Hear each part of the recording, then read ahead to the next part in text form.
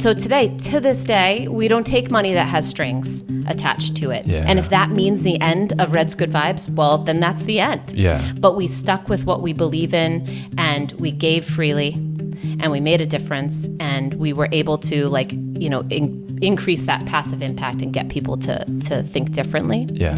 And so I think that that's the basis of the giving freely model. Like, we have to let go of this mindset that, if we give too much, then we'll have none.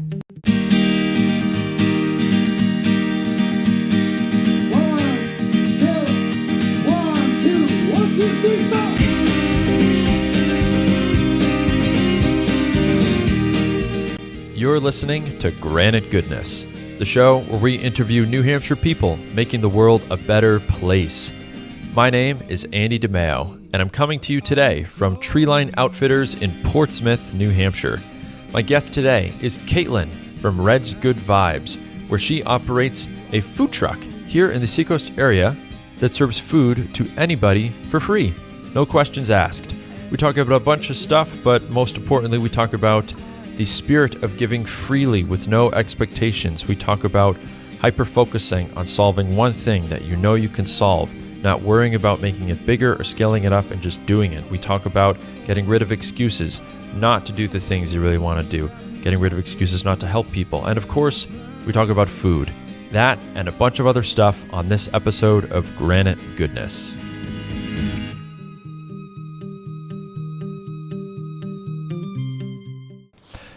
Caitlin. Yes. So glad to have you here. Thank you for being here. No, thank you for having me here. Yeah. Thank you for having me. I'm here anyway.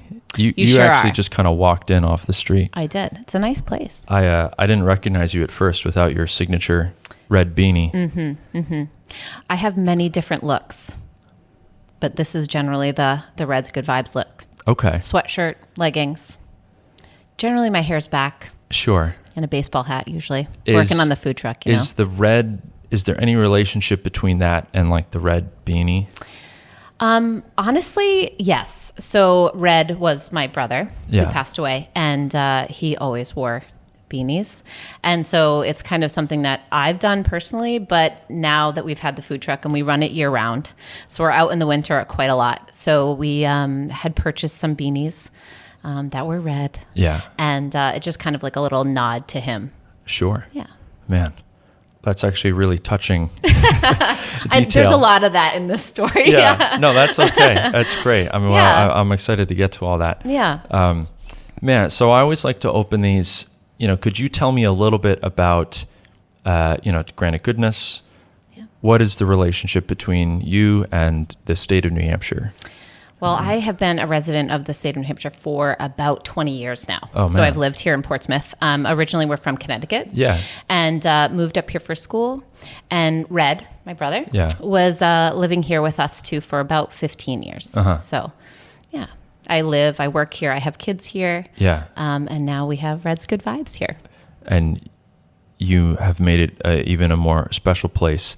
Can I I hope so. ask? Yeah, no, you definitely do. And what you do is awesome. And Thank you. I'm excited to talk to you about it and highlight it. Thank you.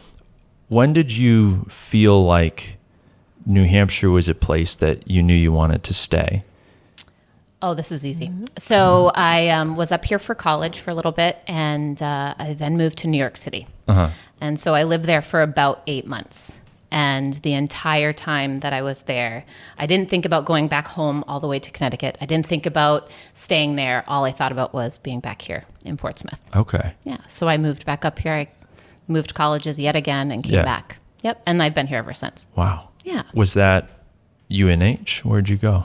So I went to UNE, which is up in Biddeford, Yeah, Maine. yeah. But I lived here in Portsmouth Okay. and commuted up. Perfect. Yeah. And when did you always see yourself? I guess maybe not. Have you always liked cooking for other people? Yes. Yeah? Yes. So Just have- the food truck thing didn't just come out of thin air. Uh-huh. I've never actually been a chef or anything like that. I sure am now. Yeah. But my brother and I and our whole family have always really enjoyed cooking. So a lot of the recipes that we're cooking on the truck are like family-friendly ones that we've all cooked together. And so, again, another connection Yeah. back to family and our roots. But, yeah. I met you when you were doing a TED Talk at TEDx Portsmouth this past May, which is that's going to be a recurring theme. I think you're the first speaker from this year that I'm talking to, but I've spoken to Anna and Karen. Oh, yes. Who are, I have no words. The drivers, right? Yeah. The drivers, they actually used a lot of like elaborate locomotive metaphors to describe their relationship. Yeah. Pushers, drivers. Yeah. Yes. Yeah. One was mechanics. Like, I'm the steam engine, and the other one's the. Those are probably pretty accurate analogies. So. Okay. Yeah. That's good. I mean, I got that sense talking to them, but I mean, it's good to hear that having worked with them actually behind the scenes, that it was a positive. Listen, experience. They took myself, who is a person that is big ideas. Sometimes I really like to say what I want to say. I don't really enjoy being put into a box, right. Which is, Red's Good Vibes really allows us to kind of, have a platform where we can speak our minds and send out a message. And so doing a TED Talk was a little bit scary, right? Yeah. Because you have to curate that and you have to get all of those thoughts into one place and a message that makes sense to the audience. And so they really did help with that. And I'm sure I was not as easy to deal with as I would like to think I am. I don't know. Did you find that, like, did your idea of your talk change a lot in the process then compared to the final product? Absolutely not, which I think is probably why I was difficult to deal with. Yeah, they kept giving you ideas, and you're like, no, it's fine the way it is. I didn't leave a lot of wiggle room. Okay. And I think that that's something that I pride myself on, Yeah. but may have been difficult to deal with in that arena. Yeah. Yeah. So do you bring that same attitude to food? Like, is a sandwich, like if you make a sandwich or something and you're not satisfied with it, are you like, no, I can do a better one? Yes. Yes. Yeah.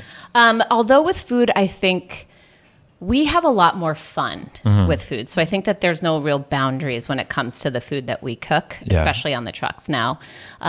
We tend to have ideas and get really creative. We'll do hot dogs and put hot Cheetos on top with cheese sauce. Yeah. So I think that we enjoy being able to be more creative and out of bounds with that. As far as like the messaging and what we do, that is so streamlined and simple, and it doesn't change. And that's what really has allowed us to grow in the way that we have. Yeah. Yeah. So the craziest thing I've ever cooked in life or on the food truck.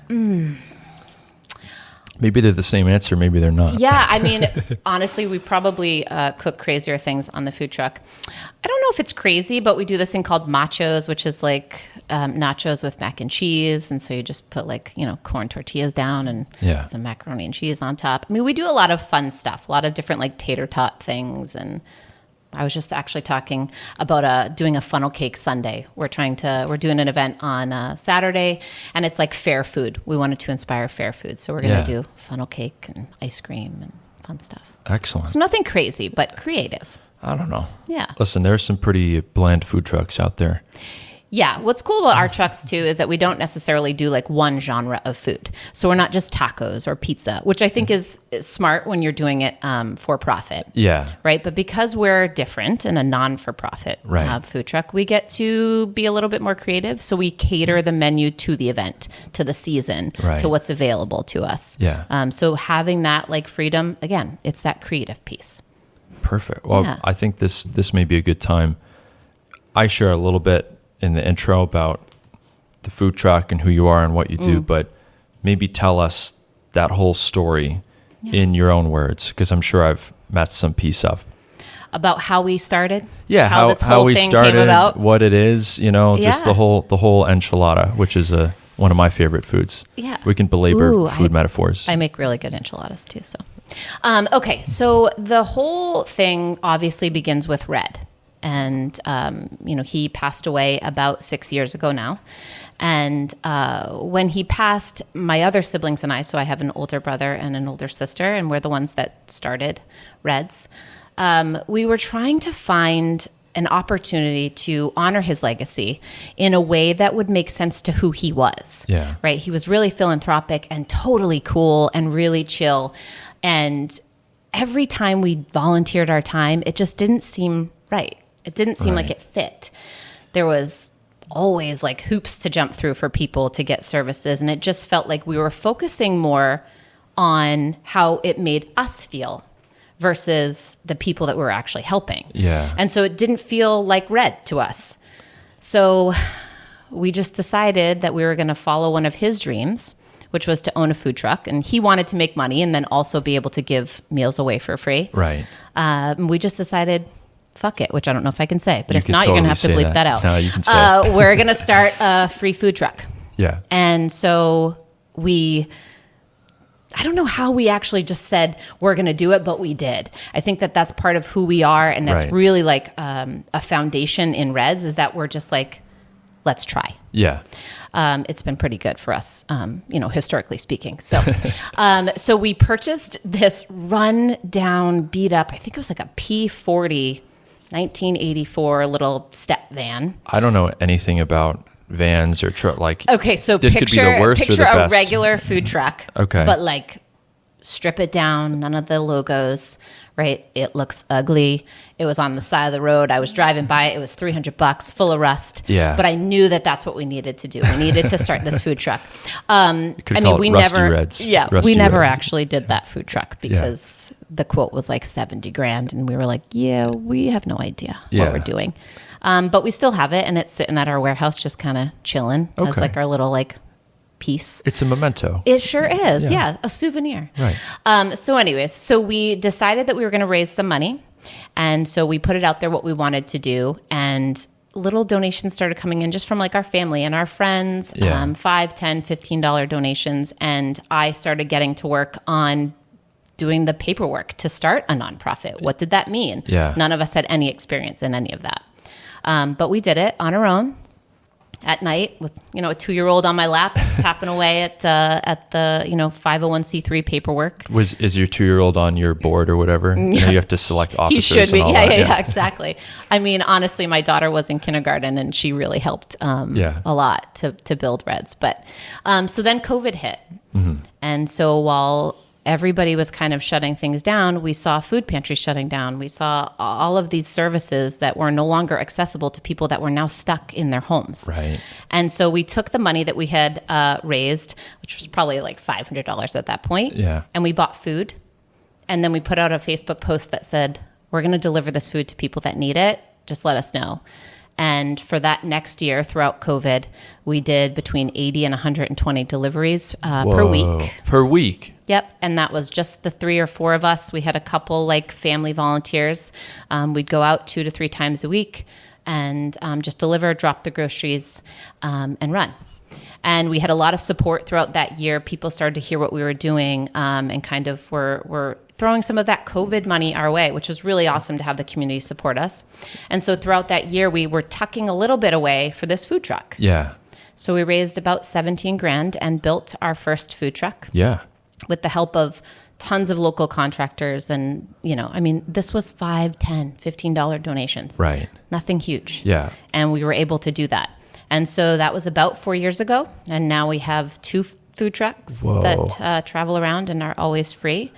Our service areas like all the way down to Massachusetts, out to Manchester, up to South Portland, Maine. Yeah. And then now we have a network of community fridges that we sponsor and support.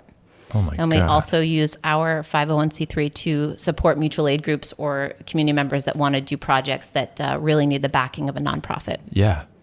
That's so much cooler and more elaborate than That wasn't in the TED Talk. I honestly thought that it was just, not as though everything you just said isn't super cool and impressive, Yeah. and the idea that a single food truck for free going around wouldn't be incredible, but it sounds like you've taken the kernel of this idea, had a lot of success with it, and then as it's grown, really thought, can we do something systemic? Can we really Yes. push at this Yes. issue? I mean, we've served over 400,000 meals on our Whoa. food trucks. I think we're at like 440 at this point. That's like a third of the state. Yeah, it's a lot, Yeah. right? So we have almost 500,000 meals served in 5 years-ish. And we're still not going to solve hunger with these little food trucks that are just, trolling around New England. Yeah. And so that was never the goal, right? The goal was to start to build a legacy and honor our brother in a way that felt right for us. Mm-hmm. And now it's become this goal of changing the way we all approach giving back. Yeah. Right? To simplify it and to show that it can happen, right? So we had like that kernel you spoke of, and then we built the foundation and we did it. And now we have that to lean back on and say, yeah, see, we did it. Right. So you're saying we can't, but we did. And throughout the way, this growth period, we've had many people tell us, this isn't the way. You're doing it the wrong way. You need to do this. But sticking to what we believe in and the pillars of Red's Good Vibes, we've been able to kind of grow it. And now, like you said, we have this systemic change where people can see that a little idea can go a long way. And that passive impact, right, by supporting others to do what they want and they're passionate about to help others, is only going to grow and grow. So spread the message. I have no words for you other than all the questions I have in my head. Yeah, go. I mean, there's so much to like there, right? I mean, I think people are used to the idea of means testing, right, when it comes to aid or, even whether it's government aid or, being dispensed from a nonprofit entity or whatnot. Like, I think the hiccup for most folks, which, I'm sure you've encountered a million times, but just to belabor it for the audience, is how do I know someone's not going to take advantage? Like, if I'm giving someone a free sandwich, comfortable now, Andy. Yeah. How do I know they really need the sandwich? Why do you care? Right. I mean, I'm with you, but what do you say to? I guess that's no. That's literally what I say. Right. So there's this whole thing about catching this emotional buzz, right? When you give back, you feel good about yourself. You feel like you helped someone. So like, why, when you're chasing that, are you trying to also put your judgment on somebody else, right? So I don't know. We don't define the needs at Red's Good Vibes. That's what we say. You don't define the need. I don't know what your need is. I don't know if you need that cheeseburger today from that food truck, or if you just need to know that there are people out there that give a shit, right? That want to help. Yeah. And that want to do it without being condescending and judging and contributing to the shame and stigma, right? You think it's hard enough to have to seek assistance to meet your basic needs. Do you really need the shame that goes along with it? Do you really need to show up there and feel like someone who has more than you knows more than you? Yeah. Just because you may have an abundance of something doesn't mean you know my story or you know my situation. You actually probably don't. You probably are so out of touch with my situation of seeking something and seeking assistance that you're coming from a much different place. So I think if we start to deal with people as humans first, rather than their needs and how we can fix their problems, just support them. Yeah. Allow them the choice and the dignity and preference. I think that we strip services of all of those things just so that we can make sure that people aren't taking advantage of what? Right. Yeah, and rental assistance. And so what? Yeah, food. exactly. I mean, you can put it through any service. It doesn't have to just be food. I can speak to food. Yeah. I can tell you I'm not, selling gold bars or giving them away on the food truck. I'm giving cheeseburgers, right? And so I think that if we bring it back down to that, we realize that giving people the dignity and the choice and allowing them their own decision making. Yeah. I'm not going to tell you what you should get because I'm giving it to you. Yeah. Right? Yeah. Or even, I mean, I'm not an expert on, SNAP or food stamps or whatnot, but, I know that people have all kinds of opinions on like, okay, if I'm getting, food assistance and I want to buy ice cream, right? Or something that's like not,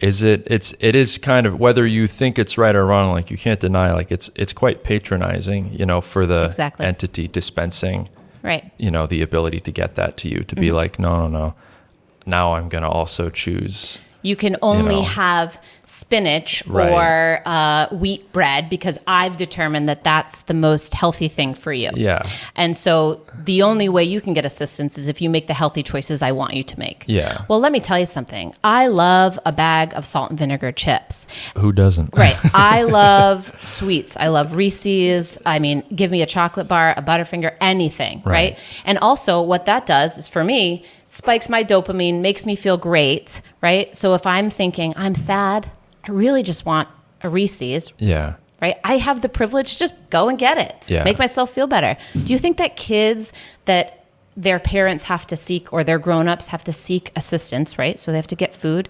Do you think that they don't want an Oreo? Do you think that when they show up for school lunch and they have the same foods that every food pantry has out there because the USDA has given them to them and said that that's the healthy choice, that it's stigma, it's shame. Give the kids the Oreo. Let them have a little bit of fun. Yeah. Especially if they're having to really fight just to meet their basic needs. Right. Why can't they have fun? Yeah. Why can't they have preference? I love that. It is a really heart-wrenching thing, that you interact with. I mean, you folks who are hungry and who are in need, right? Come to your food truck, and I mean, this is a little bit. I'm so glad you're here today. We try and bring this spirit to kind of Granite Goodness, but this idea that just because people are going through or that this is an awful, messy problem, the idea that anyone should go hungry, let alone in an area or a country as wealthy and as abundant as America, it's terrible. But you come in and you could say, we're gonna honor our brother. We're gonna, smash down every barrier standing in between the simple proposition of me and a food truck and a hungry person, right? And along the way, by the way, I'm going to have fun. Like, it's going to be a good time. Right. People are going to watch and they're going to say, wow, they're making cheeseburgers for those hungry folks and they're having a great time in that truck. And that spirit has been embedded from the very beginning too. Yeah. So we, the way that we run our food truck events is, again, it's that, like you said, removing the barriers, making people want to approach the food truck. Yeah. Also, making it not feel like the line at the food pantry. Yeah. Not saying that food pantries aren't a thing, because we love them. Right. We collaborate with them. Part of what we do is showcase their consistent services because, again, we aren't going to solve hunger with our food truck. Yeah. But what we can do is bring attention to the consistent services that are providing it in a way that doesn't feel shameful. Yeah.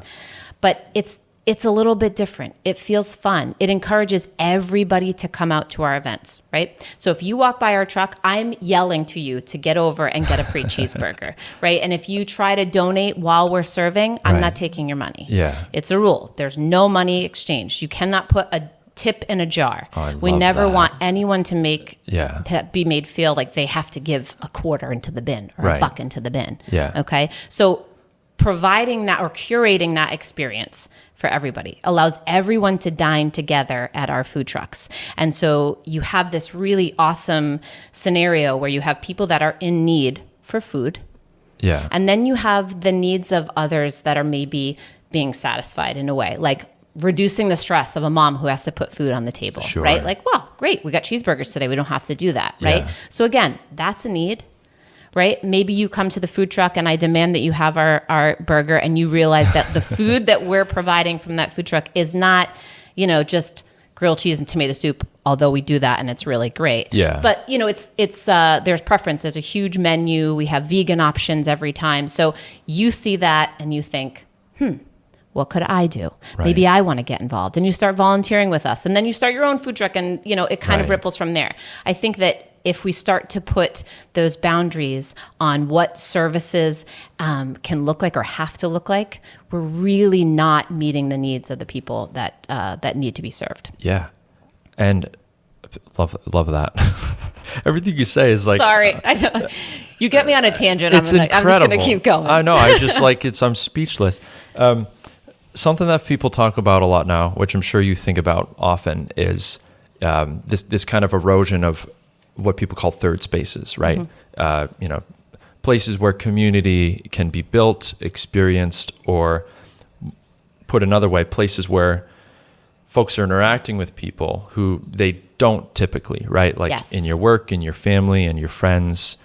One way to think about it is people maybe tend to be stratified, and you're likely to only, people who are kind of in the same socioeconomic status as you or in the same line of work, or like, whereas, whether you think it's good or bad, I think for a lot of Americans, they feel, there was a bygone time or a time when it was different where, people would go to church and, regardless of how you feel about it, it was a place where you could interact and, Right. The rich, the poor, everyone in between, Yeah. they would all go, right? Maybe not at all churches, but you know what I mean? No, but there's that thread, right? Yeah. So they have something in common, being their faith or whatever it Right. is in that community. There's a million places that Right. used to be that, and there's less of them now, and it's a real Yeah. problem. So Huge. I really like the way you approach money, or the way you think about money, and that you don't think about it at all. I don't. At the truck. Yeah. And I think, that's a real, where else do people, even in restaurant, and you love restaurants, I love restaurants, but even there is this stratification built in to so many other parts of life. And I'm not against it. It's nice to go to a fancy restaurant. It's nice to go to a crappy restaurant. Yeah. Everything in A between. hole in the wall. Right. A hole in the wall. Yeah. Who doesn't love, the diners? Those are the best, actually. Yeah. No, they are. The good local food. They're the best in the world. But you get away from all that at your food truck. I think it's especially being here in Portsmouth, right? So, we do events everywhere, but I call it the bubble effect. For me, the only thing about this area sometimes gets a little suffocating, right? Sometimes you feel like you're in that bubble. Portsmouth. Yeah, Portsmouth, right? It was so fancy over here. Yeah. But it's not that way, actually. Yeah. I think for a long time, people denied that there were people that are living unsheltered here or living outside Right. or choosing to live outside, which is like, oh my God, you would choose to live outside? Well, look at the alternatives sometimes, right? Sure. Those extremes, like you said, right? So there's no middle ground for people to just connect. And those are the moments that mean the most to me on the food truck, when I can see the connections, when you don't know the person next to you needs that cheeseburger because they haven't eaten for a week. Yeah. Right? You don't know that they live outside, Right. 50 yards away. Yeah. And I don't know that you live in a 4-bedroom mansion. Right. You don't know. And when you're eating that cheeseburger together, it's Right. that third space. It's that space where you are connected. And I think obviously food is a major connector, right? It's like comfort and love and sharing and things like that. But I think at our food truck, it is one of the priorities to create that safe space for everybody. And also and I don't love to educate people because I feel like that, again, is a condescending thing. I don't have any knowledge that you don't have. Yeah. But I think there's a moment there for people to learn something, Right. right? Yeah. That we're all humans first. Yeah. Well, the kind of education that I think you would bring, or the kind that I saw in your talk, for example, is it feels very different. I don't even know that education is the right word for you. I would call it street knowledge. Like imagine the things that you've learned and that you can share with people who haven't had the experiences that you have. I can't imagine all the stuff you've learned, like serving cheeseburgers to hungry people on the streets of New Hampshire. Listen, my favorite thing to do is go to a fancy fundraising event wearing my leggings, baseball hat, smelling like a steak and cheese because I just was on the grill. Right. And tell them the stories of my besties, Yeah. right? The people that have followed our truck for years. The people that we've grown to know and love, and they come from so many different backgrounds and so many different circumstances, but to see people for who they are and to be able to share with them, again, we steer clear of words like help and assistance. We have to say those things so that people can understand. But when we're actually doing it, it's not help, it's sharing. Right. And we benefit from these relationships too. And they help us to build our character and to kind of push us out in different directions where we can take the knowledge that we're learning from the people we're serving and make ourselves better, make our services better, make them more approachable, spread the message and inspire other people to do something similar. Well, it's what you're really getting at from what I hear you telling me is like you're you're so fundamentally challenging, the zero sum kind of attitude or mindset that a lot of people have, right? This idea. And I think that's kind of underneath the trepidation people have to give freely, right? Yeah. And I don't want to get deeper into this because it was a theme of your talk, and it seems like a recurring theme that's kind of like, the big picture of your work. But, this idea that because I choose to give to someone, I now have less, right? Perhaps in the narrow material way, you might measure that. I have $10, I give $5 of those dollars away, right? But like someone else gains and they do something with it. And there's a million, I don't mean to paint people into black and white, but I feel like you kind of, you believe in collective enterprise and the creative power of people to build new things that create, whatever word you want to use, wealth, opportunities, right, community, all these things, or you don't, right? And you want to, Scrooge your life, live it on Scrooge mode. Yeah. So could you talk a little bit about that? Like the evolution of, this started as we're honoring Red, this wonderful person who gave freely and had fun at the same time, who loved food. And along the way, maybe discovered this is about more than food. Yes. It's about giving. Yeah. I mean, for us at the beginning, when we were just raising little bits of money and delivering food, it really felt like what it still is today. And it's that core that if we have $500 and we spend that on food and we donate the food, and then the next week we don't get any donations in, we don't have any more money. Yeah. And that's the end of what we do, then great, we did it. And so today, to this day, we don't take money that has strings attached to it. Yeah. And if that means the end of Red's Good Vibes, well, then that's the end. Yeah. But we stuck with what we believe in, and we gave freely, and we made a difference, and we were able to increase that passive impact and get people to think differently. Yeah. And so I think that that's the basis of the giving freely model. Like, we have to let go of this mindset that, if we give too much, then we'll have none. Yeah. I mean, okay, well, I'm not going to give 100% of what I have, because you're right, I would have none. Yeah. But if you're giving 10 and I'm giving 10 and he's giving 2, and then collectively there's an abundance. Yeah. And I think that people think very singularly when they think about giving freely. They think, I can't do that. I mean, of course, right, you can't just give freely without limits. But if we all collectively have that mindset, we can. Yeah. And if we run out, so what? I mean, So we did what? it. We're still here. Right. So if I can't help everyone, I shouldn't help anyone. Right. That doesn't, it just doesn't commute to me. So for us to keep it simple, and we did that in the beginning, and then it just kind of stuck. Yeah. And it's been one of the things that we've really been able to showcase, that even when we don't have a lot, we're still doing it, and we're collaborating with other organizations and people and doing things like this to kind of encourage people like, if I have $10 extra, I can give 1 to someone that has none. Yeah. I still have 9. Right? And we live in a world where we have abundance. Right. We can pretend we don't, but there's enough food to feed everyone. Yeah. Right? I mean, we're paying $9 for a dozen of eggs or whatever it is at this point. Things just keep getting more expensive.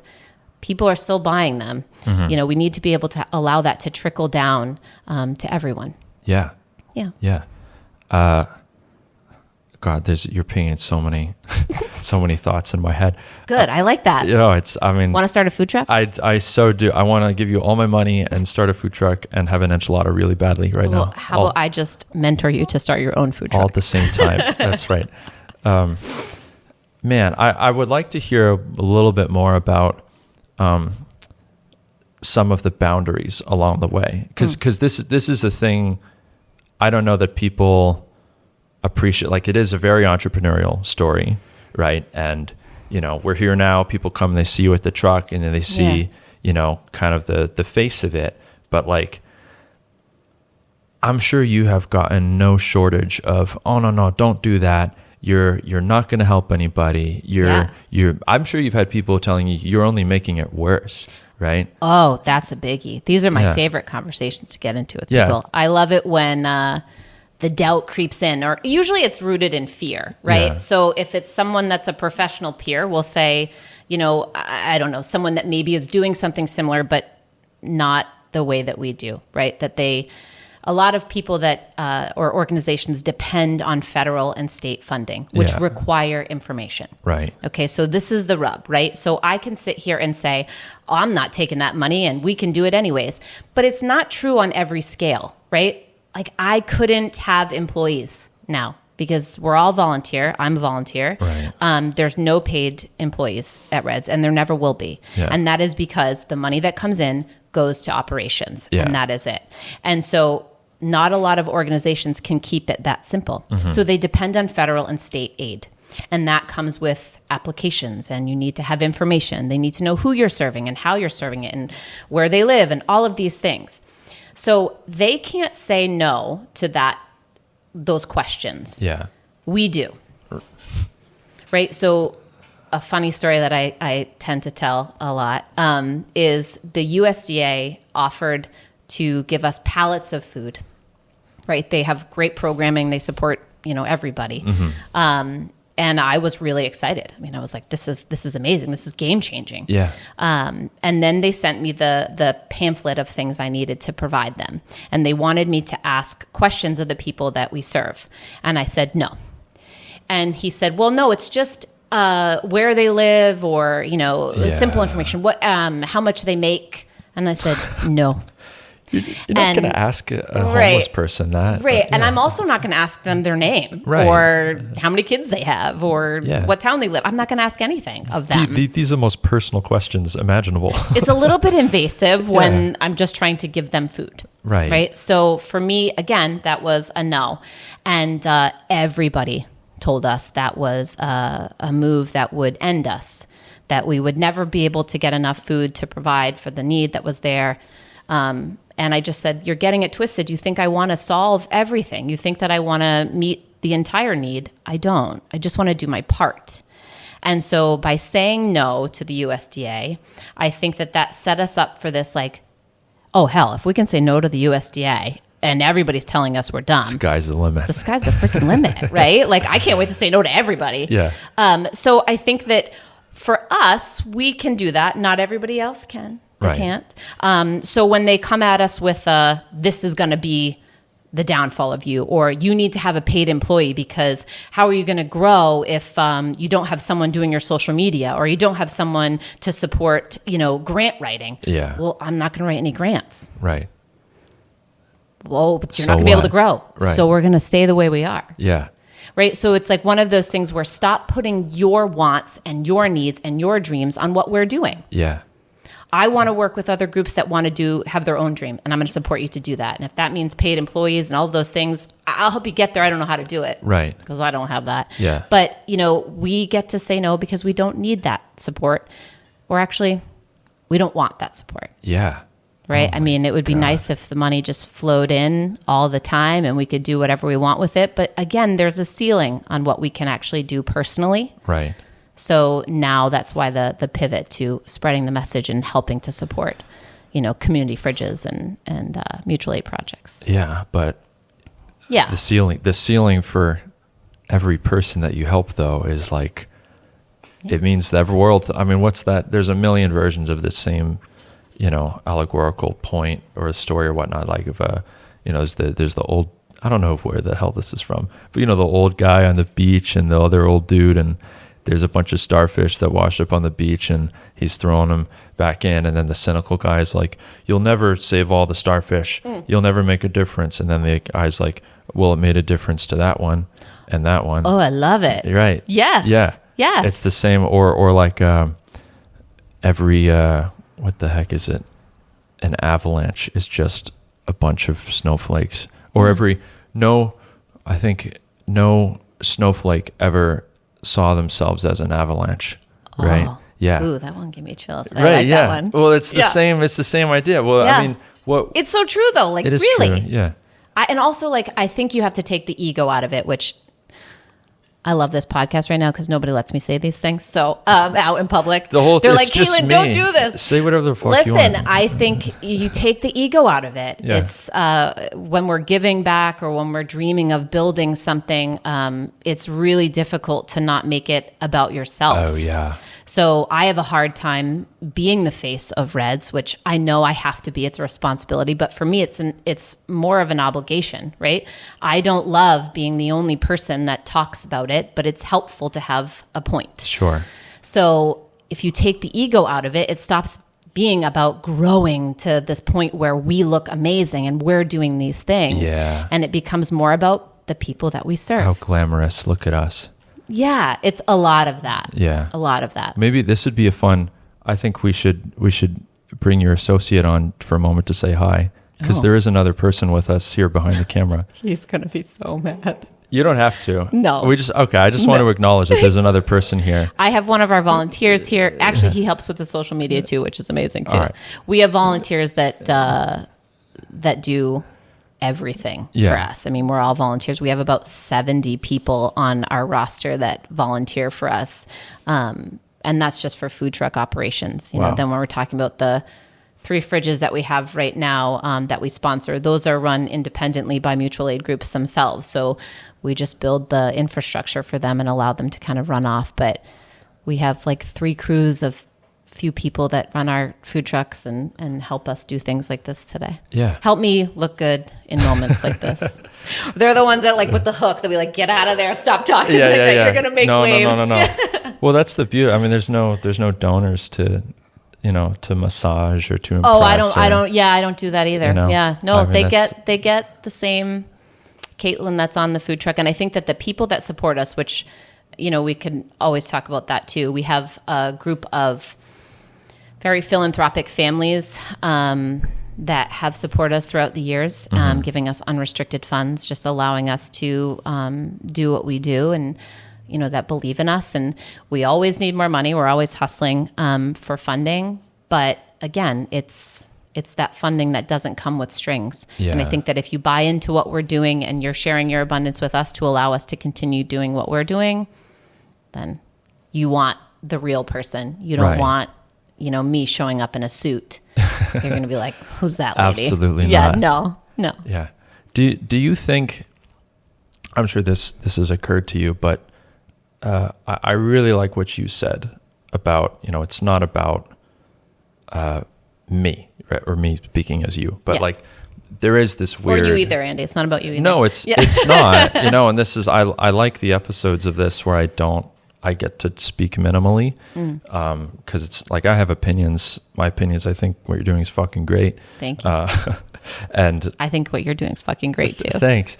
No, but really, like people, I mean, you're a good testament to this, but like it's astonishing all the reasons and barriers people will invent to not doing the thing, right? Whether it's helping someone, Yeah. right? Or like a thing that they want to birth into the world, but just like you could write a whole, I've had this done. It's not a real idea, but like, I almost wish someone would write a book that's just like 50,000 reasons not to do the thing you want to do. Yeah. And each page, they could just ask all their friends and family and say, hey, give me the 10 dumbest Oh, I reasons know. you've ever thought of. You could literally fill an encyclopedic, For sure. 10 volume world book kind of series with that. And I'm sure you've got no shortage of, answers like that. But anyway, a question I wanted to ask, I wonder if it's easier not to make it about yourself because, it's about Red. Yeah. Obviously. It has Yeah. been from the beginning, Yes. it's not, so it's almost like a clever, very personal way of like, no, I can't really be vain about this because It's not about me. I'm thinking of someone else I knew who was really Yeah. special and great, and I'm viewing it through the lens of what would he have done, what would he have wanted. Yeah. Do you think that makes it easier to not get ego and Yeah, for vain? sure. I mean, we have the luxury of that, right? I have the luxury of being able to be like, well, it's not about me. Right. I mean, it is about the people we serve, but if you want to get down to the story, it's even his idea, Yeah, right? It wasn't even my idea. right. It wasn't my sister's or my brother's idea. It was his. right? But I think that provides that like buffer that I appreciate, right? Not having to make it necessarily about me and just speaks to the work that we do in his honor. Right. But also we even buffer it further because for us it's personal and professional.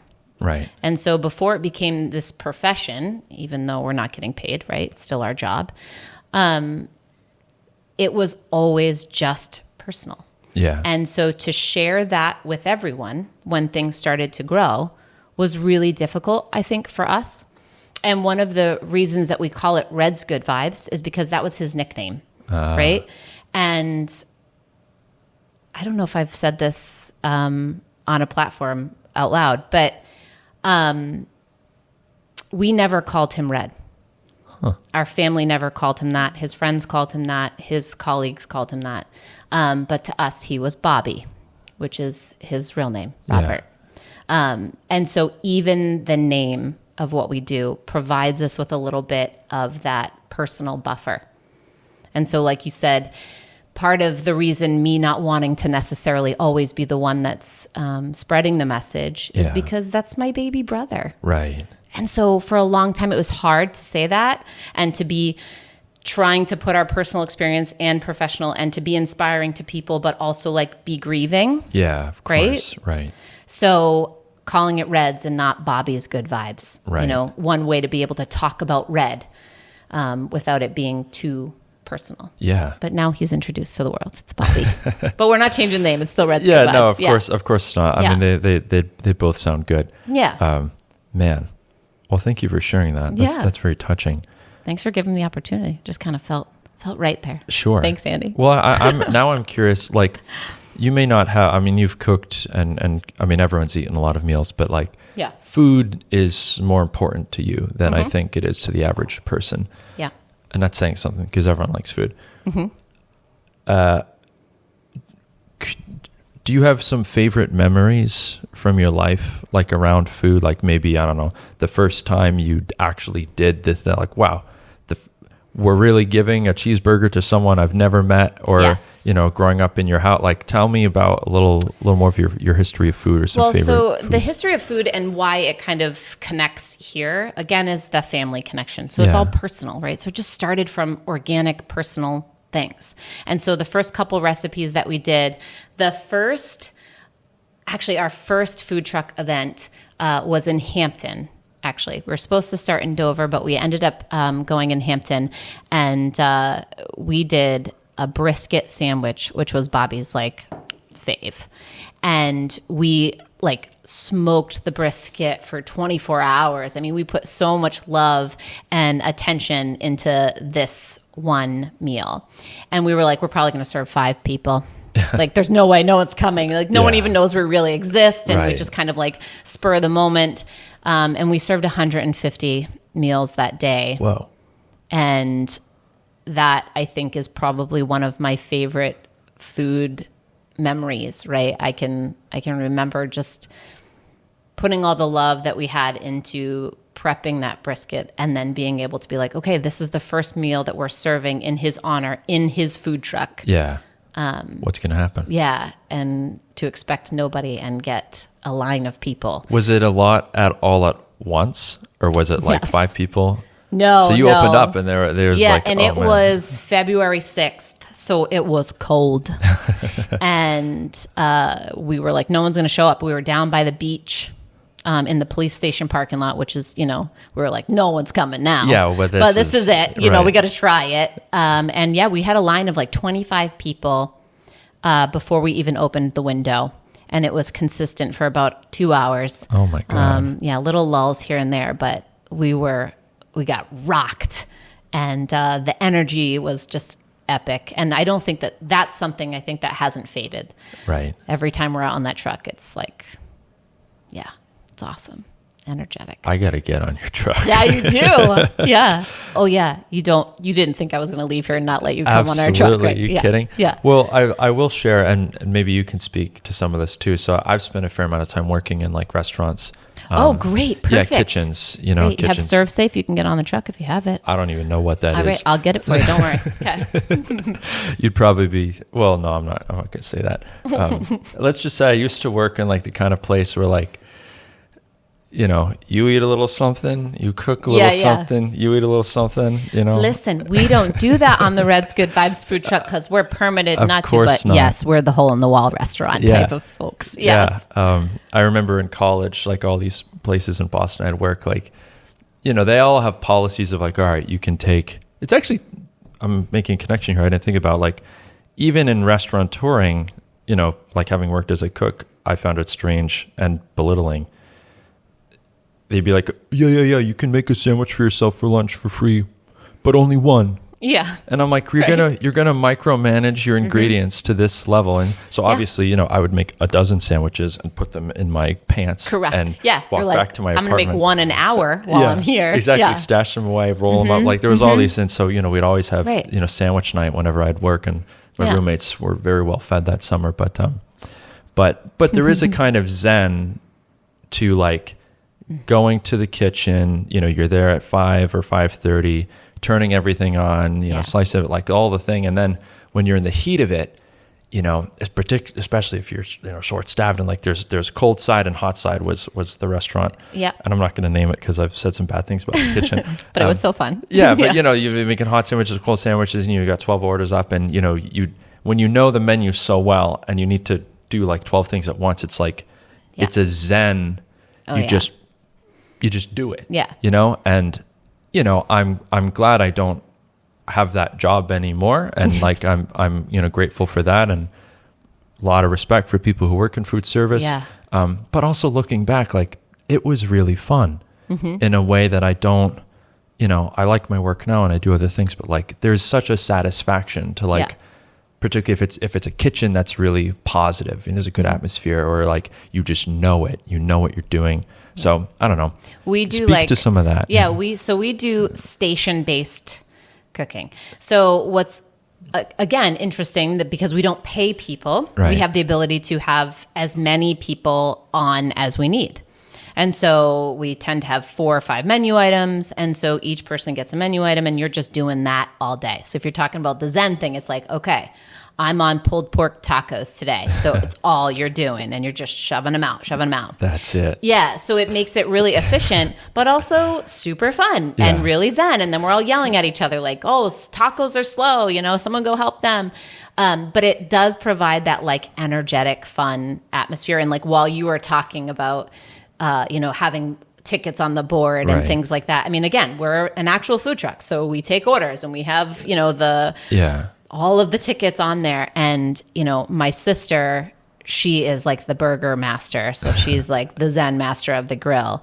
And we always like make fun of her because she'll just zone in. Right. And then like we don't talk to her. We're like, don't talk to her. She's cooking. Yeah, you'll mess you it know, up. Yeah, don't mess her up. You know, and she'll do like 300 burgers in 2 hours. Wow. Yeah. One time we were at the Dover train station, and which we can't go to anymore, but it was a really good spot for us for a couple of years.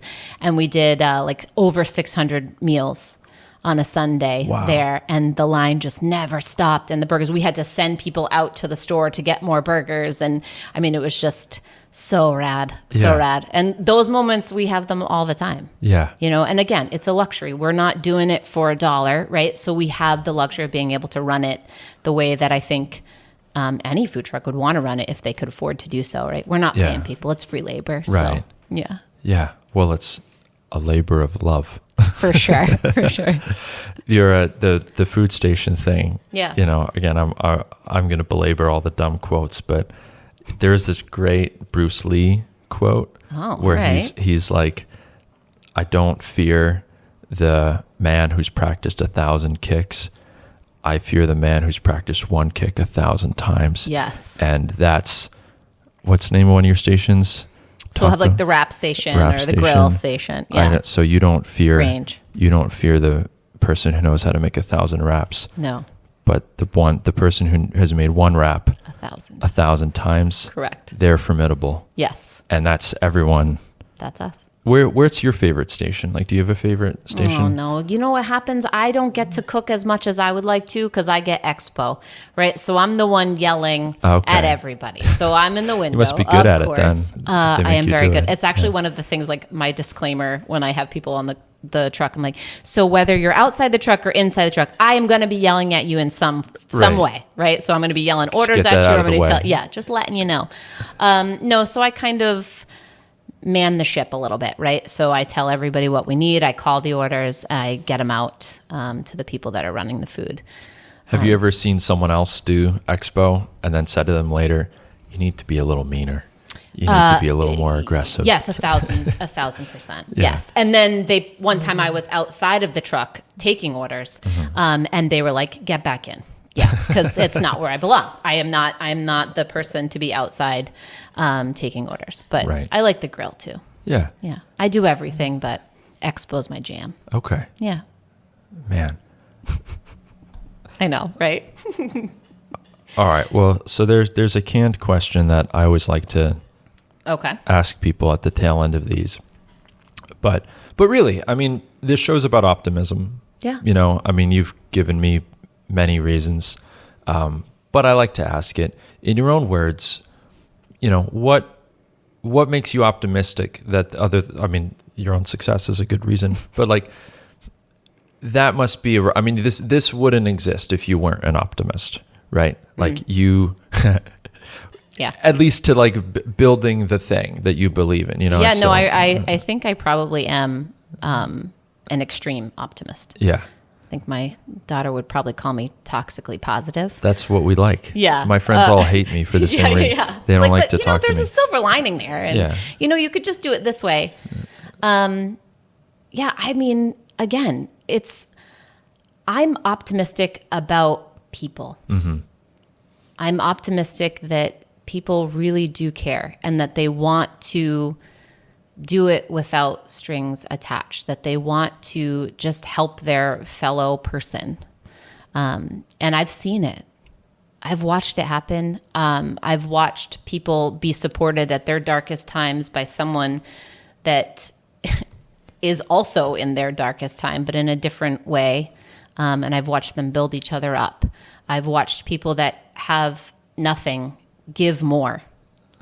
And there's a lot of power in that, and it has inspired me to have faith in humanity and have faith in people. I mean, we're that example, right? Yeah. Our whole nonprofit, we call it the community's nonprofit. I mean, we didn't build this by ourselves. Mm-hmm. The only way it works is by people helping.